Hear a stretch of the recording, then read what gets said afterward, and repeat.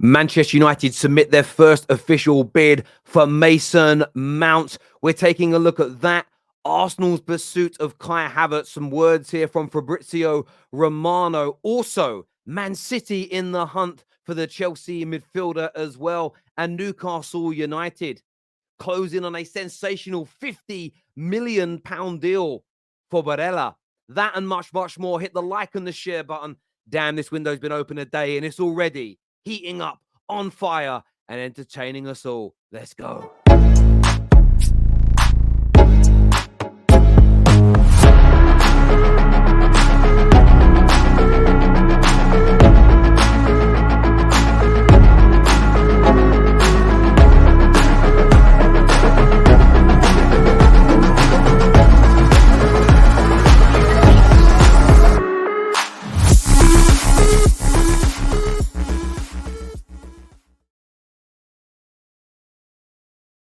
Manchester United make their first £40 million bid for the Chelsea midfielder Mason Mount. Now, we know this bid has been rejected. It was always expected to be rejected. They're currently demanding £75 million. Man United have said we're paying nowhere near that amount. The first bid has been rejected at £40 million.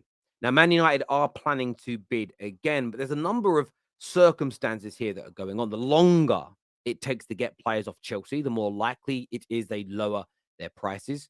You also now have Arsenal going in for Kai Havertz along with Manchester City, and we'll touch on that very, very soon. So from Man United's point of view, it would be stupid to go in anywhere near the asking price of Chelsea, as of course the sale of Kai Havertz and the desperation to deflate this bloated squad is likely to play into Manchester United's hands. But United are going to bid again. The player has agreed personal terms with Manchester United. Man United also believe they're in a very strong position to get him. They do not believe the player is going to sign a new deal, and it is all steam ahead. And my mind is slowly starting to change around, will Mason Mount be a success for Man United or not? And I'll tell you as to why a little bit later on in the video. Now, make sure like buttons have been smashed, by the way. Make sure you're subscribing. The bell notifications are turned on. But also follow us on our TikTok now. Link in the description or scan that QR code.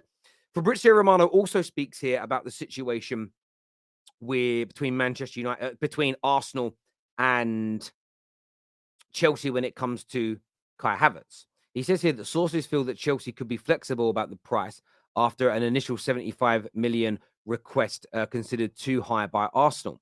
The player is keen on the move. It could also help. This would help Arsenal in the negotiations. Real Madrid won't even pay 50 million for Havertz as of now. So again, like I mentioned, Man United's pursuit of Mount, there'll be a link here. Well, what's Havertz worth? What's Mount worth? You look at both their squad statuses, the amount of game time they got when fit and available, and that is going to give you an idea. If Man United pick up Mount for 45, 50 million, as an example, Arsenal are not going to pay 60, 70 million for Kai Havertz or vice versa. So both these deals seem intertwined in one way, shape, or form to me. But what's very interesting is Alex Goldberg first broke this news, Chelsea platform, the Byline podcast, and a lot of Arsenal fans kind of scoffed at it and said, no chance, no way. Then Jacob Steinbeck spoke about it, and a few more people said, oh, really? Then what you saw was Ornstein and Fabrizio put the news out, and wow, bang, Arsenal fans on board. This deal could be happening. What do you think of it?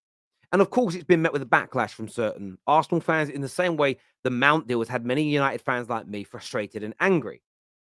But the question still remains, and I have not yet, even with as brilliant as you are in the football terrace community, none of you yet have given me an adequate answer that quenches my thirst.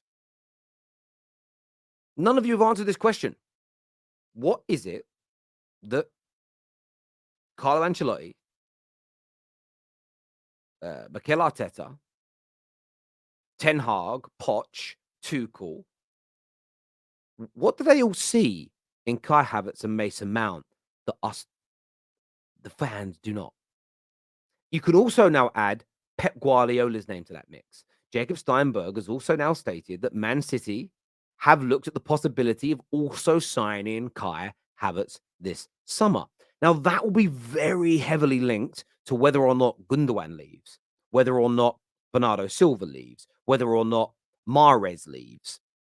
So they're looking at it because they have to have contingency plans in place. But the fact that Pep Guardiola sees him as a high priority should the spaces in the squad open up, are they all wrong and we're right? So why I said earlier, my mind around Mount is starting to change. I don't believe he's world class suddenly, but will he be a bigger asset than I initially thought? I feel like the answer is becoming a yes. The fact that Pep and Arteta want Kai Havertz, Chelsea fans, does that not change your mind about wanting him to leave? I need to understand that. I need to understand it because I'm confused. I don't really get it. Nearly every fan I see on socials, neither are good enough.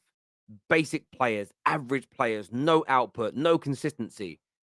Yet, between the two of them, the best managers in the world want them. Pep, Klopp, Ancelotti. Then you got the next kind of echelon down, the Tuchels and the Poches and the Eric Ten Hags, Mikel Artetas. They're all wanted by the best managers in the world, but yet we, the fans, we're clearly not seeing something. Clearly, there's something we are not understanding. Our palate is not sophisticated enough to taste the delights of these players. And maybe some of you get it and I don't, so please explain it to me. But to round that off, Kai Havertz, keen to move to Arsenal. Negotiations on the price happening right now. City getting themselves involved. And as we know, Man United have had a bid rejected for Mason Mount, but they will be coming back in for him. Now, a story that, again, another story that's kind of gone under the radar today. Not for me. You guys may or may not have seen this. Newcastle are closing in on a sensational £50 million deal to sign Barella. Listen, did he have the greatest Champions League final? No, but I thought he did all right. How often have I seen him play? This guy, I've probably seen him play about 20, 25 times. You know, I don't lie to my viewers. I don't profess to be a connoisseur of Italian football. But I've seen a number of games in the Italian team. I've seen him play for Inter in Serie A, and I've seen many, many Champions League games with him in. And he is a very talented, highly technical. He's just a top-class football player.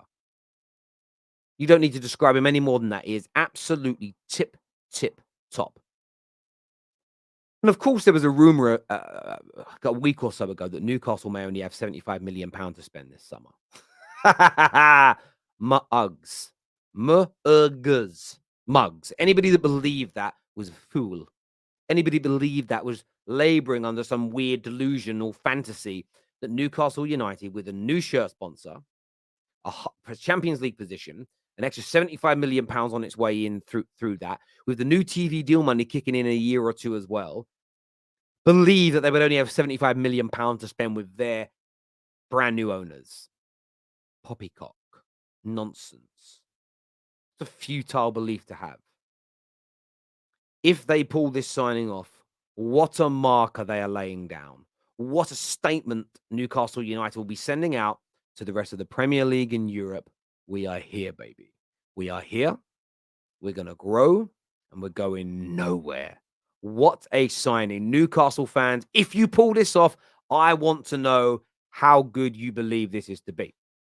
Now, rounding off with Manchester United, this story here came from Jamie Jackson, friend of the Football Terrace, who has stated that Man United have ended their interest in signing Harry Kane this summer, feeling that the money it will take to sign him is unrealistic. And look, I'm not going to lie, there's a big sense of disappointment in me because I wanted Harry Kane at Man United.